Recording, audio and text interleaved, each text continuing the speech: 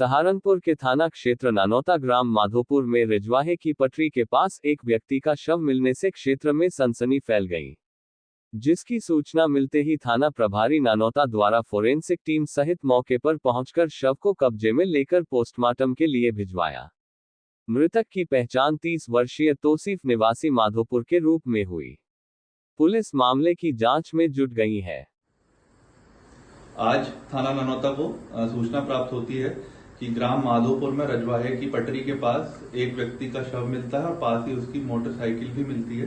इस सूचना पर थाना प्रभारी ननौता एवं फॉरेंसिक यूनिट की टीम मौके पर जाती है एवं शव को कब्जे में लेकर पोस्टमार्टम के लिए भेजा जाता है तथा फॉरेंसिक यूनिट द्वारा घटनास्थल से जो साक्ष्य संकलन की कार्रवाई भी की जाती है।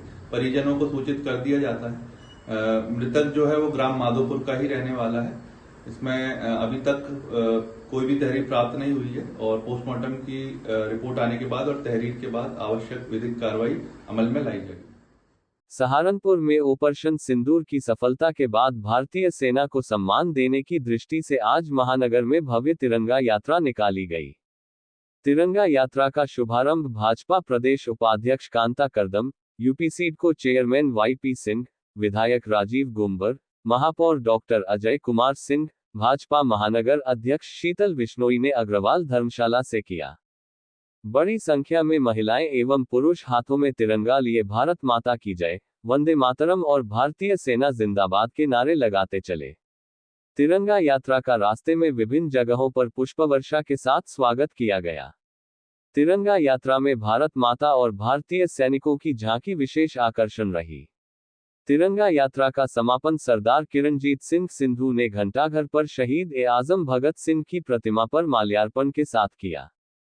आज तिरंगा यात्रा 22 अप्रैल को जो कायरतापूर्ण हमला हुआ जिसमें हमारी बहनों का सिंदूर उजाड़ा गया, इस देश के यशस्वी प्रधानमंत्री नरेंद्र भाई मोदी ने जो दृढ़ संकल्प जीरो टॉलरेंस की नीति आतंकवाद के खिलाफ दिखाई, जिसके कारण से पिछले एक पखवाड़े में देखा आपने कि जो अपने आप को शेखी बखारता था, परमाणु सशक्त देश कहता था, हमारी तीनों सेनाओं ने बड़े ही अनुशासन के साथ अपने अदम्य शौर्य पराक्रम का और इसको सिद्ध करते हुए पुणे की हम दुनिया की सबसे सुरक्षित सबसे अनुशासित सेनाएं हैं, उनके घर में घुस के उनको नस्ते नाबूद किया है, जिससे आज पाकिस्तान घुटनों पे आ गया है। जो आतंकवाद की फैक्ट्री चलाई थी इस देश की दो बहनों ने, कर्नल सोफिया कुरैशी और आपने देखा विंग कमांडर व्योमिका सिंह ने उनकी आंखों में आंख डाल के बताया है कि इस देश की नारी शक्ति किसी भी आतंकवाद का, किसी बहन का सिंदूर उजाड़ोगे तो तुम्हारी माद में घुस के तुम्हें नस्ते नाबूद करेंगे। और अपनी सेनाओं के लिए सबल दिखाते हुए, उनके चरणों में नमन करते हुए, उनके पराक्रम को नमन करने के लिए आज पूरे शहर भर में किसी भी जाति, धर्म, विचारधारा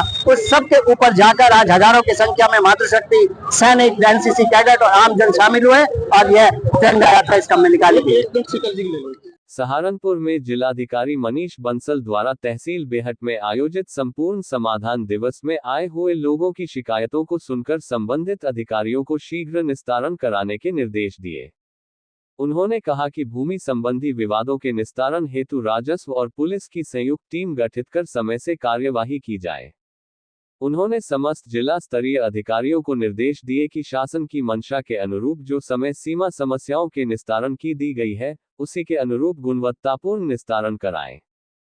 डीएम ने निर्देश दिए कि जिला स्तरीय अधिकारी संपूर्ण समाधान दिवस में अनिवार्य रूप से उपस्थित हों।